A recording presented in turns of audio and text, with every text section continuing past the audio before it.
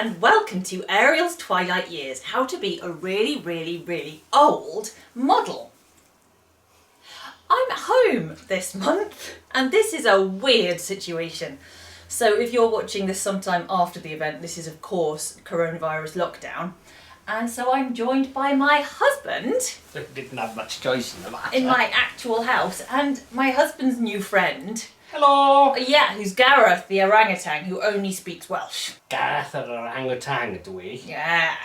So, I wanted to make a video, Hywel less so. Hywel never wants to make a video. About things we have learned about each other from being at home together, because we've been married since 2012 and we lived together before that as well, but all of that time it's been a half-time relationship. Yeah. Because I'm away half the time. Yeah. We've probably not been actually living together for longer than about 3 weeks in any of that time. No. So today is the 17th of April, the day we're shooting this, and so it's been exactly a month since we came home together. Oh, has it? And didn't leave. So I thought I wanted to start the video by just talking through what stage we were at in our lives at the point at which coronavirus lockdown happened.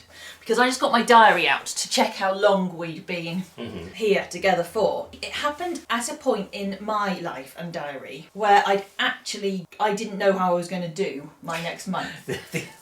This is not uncommon, let me tell you, viewers. We'd gone away for my birthday, which was the 15th Yes. of March, and the day we got home from my birthday celebrations, I remember I had this expression I kept using all the time, like, I need to hit the ground running, I need to get back and I need to pack immediately. Yes. Because I was leaving the next day for a 10-day tour. Yes. Which was very complicated. I was going over a lot of different bits of the country. I was doing really long days.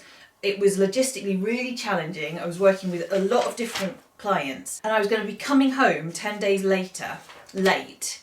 And we were leaving for Ireland the next day. Yes. And we were there for a few weeks. Then we were home, and I would have been leaving the next day for another tour of the southeast of England. Yeah. And I'd got to a point where the packing lists I had in my mind were sort of overwhelming me. Yeah. And just things like getting repeat prescriptions. You know, I didn't tell you this, but I got to a point where I didn't actually know if I'd be able to do everything I scheduled. So suddenly, it all became a moot point. Yes.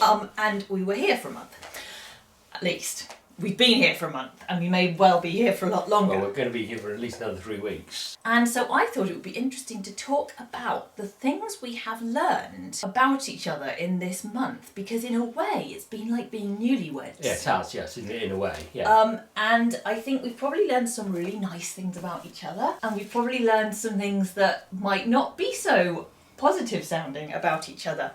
And I guess that although we're in a bit of an extreme situation, I guess around the world there'll be couples in quite similar situations in that they are spending longer together. Yes. Especially during the working day. Bit of a pressure cooker environment. Yeah. Yeah, so certainly in the working day, it's very likely lots of people won't have spent this long together without one of them or both of them going off to work ever. Yeah. Because a few of us have like 3-week holidays, well, not very often anyway. No. So, we've been talking about it over the last month as we've kept discovering things about ourselves, and I've been writing it down on this very professional envelope here. So, we're going to talk through the top things we've learned about each other in the time that we've been together this month. So, would you like to start, or would you like me to? I'll start. You talk, my love, why not? The first thing I have learned about my husband is the full Horror? level of territoriality that you feel in this house. So I always knew you had a problem with me being in the kitchen when you were in the kitchen. When I'm cooking, not just when I'm in... Yeah, but when you say cooking, you mean like making your cereal for breakfast? Yes. Yeah. When I'm doing it. When I'm doing stuff that requires me to go. But that's what people are in kitchens for. Like, it's a working room. Yes. So if you're in the kitchen, you are doing something. Well, no, and so you don't want me there. I often sit there and eat said breakfast cereal. And Right. that's fine for you to be around then, once I'm sitting down and eating. So I knew that Hywel had some problems with me being in the kitchen.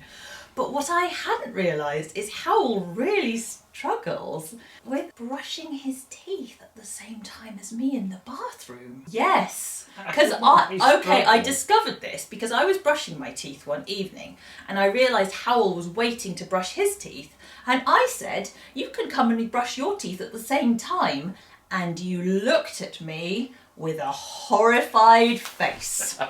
And that's how I learned that, the thing that I thought was a kitchen issue is not just a kitchen issue, it's also a bathroom issue. And that is all fascination. So that's the first thing I've learned. Hello, Gareth the monkey. So perhaps I thought you might like to talk about what you've learned about the sofa, the favourite seat. Tell us about... Well, there's an interesting thing. You have a seat on the sofa that in your head is your seat. Yes. Which is perfectly fair because in the 50% of the time you are at home, that's the place you sit. So I thought it was mine. But 50% of the time while you're away, I sit there. I didn't know that. So in my head, 50% of the time it's my seat. So now it's 0% of the time my seat. So now, sometimes I come into the sitting room and Hywel is sitting on in my seat.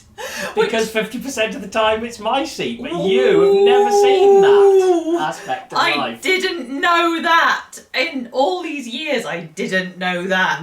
No. So that was a bit of a shock. I did basically know this, but now I really know it. Really know it. Is that left to your own devices, you never make beds unless there's a shoot. Yeah, what's the point? You're going to go... Remarkable. Well, remember, who's going to see this bed other than me in the normal circumstances? Nobody comes into the house when you're away. No. And like, literally, it's 5 minutes of complete... Well, or even if it's 30 seconds, it's 30 seconds of completely wasted effort. Why bother? What for? Well, my reason for doing it, apart from having the idea of people seeing me and judging, is that I wouldn't want to go to bed if the bed wasn't made, because it doesn't feel as welcoming. Well, clearly it doesn't make any difference to you. No, not at all. And it was just... Now I really understand that you will never make a bed. No. Even if you've just changed the bed linen, which fascinates me. What do you mean? It's just, like, if you've just changed the bed linen, I would need to celebrate that by making everything look as beautiful as possible. What's the point? Clearly, there isn't any point for you. No, not at all. And now I really understand that. Yeah. So, yeah. Unfortunately, this is not an area of friction. No. I like making beds, it's fine. But now I really understand that the depths of your not wanting to make the bed. Depravity. It isn't a small thing. It's a big thing. It's a big thing. I literally can't be asked that you are absolutely functionally incapable of being awake without at least one, and very usually 2 screens. Like, you can't eat, you can't drink, you can't walk, you can't sit, you can't lie, you can't read, you can't listen to anything. There's got to be at least 2, and frequently if you're watching a film there'll be 3, because there'll be a laptop open and the movie that you're supposedly watching and your phone there, and sometimes I dare say a Kindle as well. I don't know, I haven't noticed that, but it must be exhausting. I guess... You never seem to concentrate on one thing, ever. I guess that in the time we've been living together, I guess you thought that was because I was just frantically busy. Yeah. So it was a... Yeah. So I thought it was a function of you always having to check email and catch up on things because you couldn't do it in the 8 hours a day you were shooting. Yeah. And that's 2 or 3 weeks you've got to catch up on when you get home. But no, it's not that at all. I mean... It's that you need the distraction constantly because you're I need like hyperstimulation. Yeah. Yeah, my kind of natural state is to want to do more than one thing. Is to have properly... Like, and it doesn't have to be screens, it can be knitting and a screen and something else. Yeah, but you never concentrate on one thing at once. We just had to stop filming because the card filled up, and all 6 cards that I own are somewhere in the house, but not where I expected them to be. So now we're filming on one of Hywel's cards, which is something that happens very often. Yeah. Anyway, so this is a nice one. I've noticed that the cuddly toys who live in our house follow you around the house. Yes, they do. I didn't know this, that Hywel often has his cuddlies. He has one in the office and one in the sitting room and one to keep him company in the kitchen. Yeah. And it's lovely because I thought it was just a thing we did sort of when we were together. No. But it turns out you actually kind of need it. Well, I don't know if I need it. I do it habitually. I think It's obviously good for your mental I've health been in doing some it since way. I was 3 or something. So it's a habit I've never needed to break. And it's probably quite a good coping strategy for the long periods when you are normally home alone, I guess. I guess so. And I hadn't thought of it in those terms because it's not like I actually feel lonely. It's more course if I not, see you've a got cuddly cuddlies. toy lying around, I am compelled to start making them come to life. I can't resist the storytelling urge and the puppeteer urge. So it's that I walk past and something will make a sentence said by Tupac or something pop into my mind. I will have a brief conversation with my imaginary friend. And you'll suddenly find yourself and in I'll the suddenly garden find with myself her. in the garden with her. Yes. Yeah. So it's just like I'm imagining these characters and stories all the time. I don't know whether you've noticed, but Gareth has been just moving around and doing stuff while we've been doing stuff. Yeah. Because I can't not. He just noticed your wedding rings, and he's quite interesting. Never seen that before. Orangutan, you're a cutie. I guess it's giving us the need to be, as well as the opportunity to be, 100% our natural selves. Because I can't go away and be my actual self for 2 weeks and come back and be pretend me. I'm going to have to be all of me. It's not like I think that I was a particularly pretend version of me. It's just that you're seeing some of the behaviours that I used to only do when you're not here. So none of it's bad stuff. No, it's just that I feel like in this month, I have learned more about you than maybe I would have learned in 3 years. Under normal circumstances, which is just interesting. Maybe. I mean, or just like you take for granted the fact that you already knew 80% of everything, so you're noticing all the little bits of the 20%. It's like the last few pieces of a jigsaw, maybe. Yeah, it's more like that, I think. Yeah. Well, I sort of knew that. I picked up that there's singing and dancing happens kind of constantly anyway, and I'd already identified the happy little cleaning song. I know when cleaning and tidying up is happening around the house because it's do do do la la la tra tra tra tra la la la. It starts happening. But I've also noticed that like dance is properly a compulsion, and because the outlet for it had sort of, because modelling is kind of fake dance, has gone away from it, you've been actually compelled to start taking up dancing. So, I mean, I've always known that you just sort of swanned around the place like you're doing ballet with great long paddly arms and things.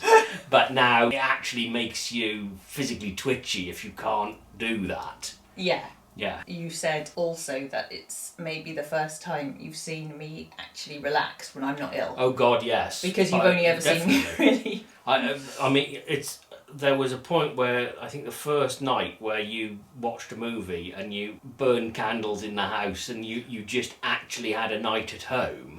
It's literally the first time I've seen you do that, as long as I've known you, which is about 15 years or more. And it made me a bit sad that you'd never felt at home in our shared house, because this isn't even our first shared house. We've been in this one 6 years. We were in the previous one for 5 years. Yeah. So we've been living together for over a decade, and it's the first night that you've actually relaxed at home.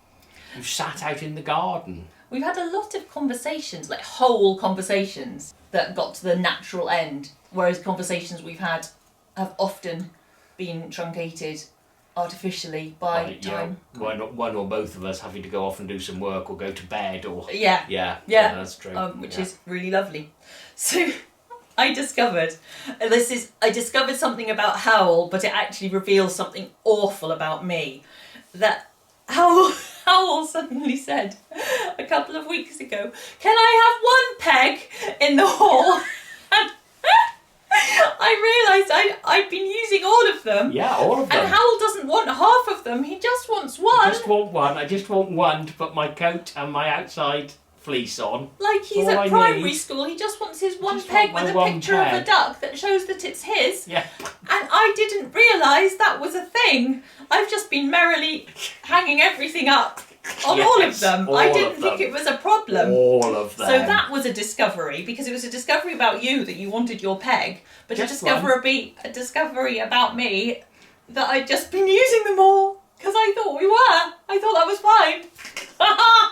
Right. 10 out of 10. I think you may have noticed how much of my time is spent talking to my OnlyFans fans. Yes. That's it, is it? Yes. Brilliant. Thanks. Wonderful. Wow, what a gift you are. And finally, where's my envelope gone? Gareth, have you got it? Dimfy. Not Dimfy. Oh, it's here. Fine, sorry, I didn't mean to. Kid. Yeah, it was me. Key, are you? It was. Dimfy. This is my final thing, and I only found this out 2 days ago, and this is all fascination. Our friend Colfett put up a picture of his male grooming items, and it transpires that my husband, whom I've been married to for 12 years and who I've lived with for 14 or 15 years, he doesn't own a hairbrush. And he doesn't even own a comb. Why would I? I haven't got much hair. I have been married to a man for all this time, and in all this time, he has never brushed his hair. Oh, of course he's not. And I had no idea. Look at it. There's hardly any there. I've never had short hair. I've never had short enough hair not to need a hairbrush. I might have owned one when I went to university. I'm sure I didn't have one by the time I left university. Bloody, I mean, I thought you'd comb your beard at the very least. What for? I don't know. I just thought people would. So now, ever since I found that out, I've been staring at other men. I wanted to do a photo of my male grooming kit because it's an empty box. There's nothing. I have no male grooming kit. It's just... I have some shower gel that doubles as shampoo and hand gel. And I want you to know he does wash. Oh yeah. Like he's clean. It's just... There's no grooming. What for? Bloody amazing. So those are the things we've learned. And I think it's worth saying, I wanted to make a light-hearted video, but we are, I think, very lucky that we've spent a month in each other's company. And I would say at least what I've learned is that I'm more compatible with you than I realised, rather than less. Oh, good. And this is where you say, Jesus, this is where you say, yes, we are actually really compatible. It's lovely. You've been driving me nuts. Fucking hell. I couldn't resist. Of course you haven't. It's been lovely. It's been Say really some nice things. It's been really nice. Say some nice things and make them look as though they're completely off the cuff. I haven't had to write them down on a bit of That paper I've not had to beforehand. prompt you. Just say some really nice things. Well, the main thing is it's been really nice seeing you relax a bit. Oh, well, thank you. Because It it's has good been to know lovely. that you actually can, and I really hope that when this is over, you can strike a more reasonable balance between the charging around insanity, which actually is very exciting and fun. It is. I love it. But I love it. I'd like to get 20% more of this without us having to plan it so much like a military operation Yeah. that it stops feeling like this. So yeah, it's like, I mean, it's been lovely cooking together, it's been lovely eating together, it's been lovely going for walks together, and great to go for walks separately. You know, it's just nice to not have to do everything together while you're here. Because we know because it's we the only know it's chance. the only Yeah. chance to do it. So, like, it's in some ways it's let us, I think, relax a bit in our relationship. Yeah. Not that our relationship was in any way bad. It's just was crammed into 50% of the time, and now it doesn't have to be, and that's really nice. It's been really fun. One thing that I read Rudyard Kipling's If, as all of us did, of course, probably when I was a teenager, and I found it always a bit of a curse, that line, filling every unforgiving minute with 60 seconds worth of distance run. Yeah. And I felt like our relationship has been that. Jesus, Oh, I've only God, got yes, one day yes. with Hywel now, Yes. before I've got to get on a plane. Yeah. Oh my goodness, it's 8:30, we better get up and start experiencing life Yes. together, because Yeah. it's all going to be over again at 5 a.m. tomorrow. Yeah. And having a bit of room to breathe has Yes. been lovely. So I really hope that others of you are experiencing some silver lining to this obviously horrific situation. I hope that in a year's time watching this video will seem extraordinary because everything's okay again. But in the meantime, I hope that those of us who have had the luxury of getting to stay home as a result of this horrible situation, I hope that maybe all of us can learn some Oh my goodness. I'm trying to do this.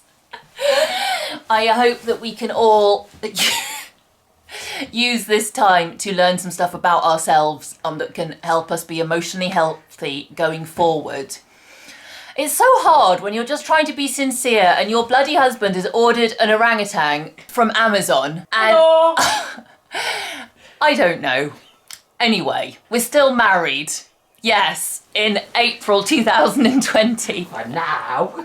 I'll see you next month. Stay safe, everyone. And thank you for joining us here on Ariel's Twilight Years. Hwyl fawr.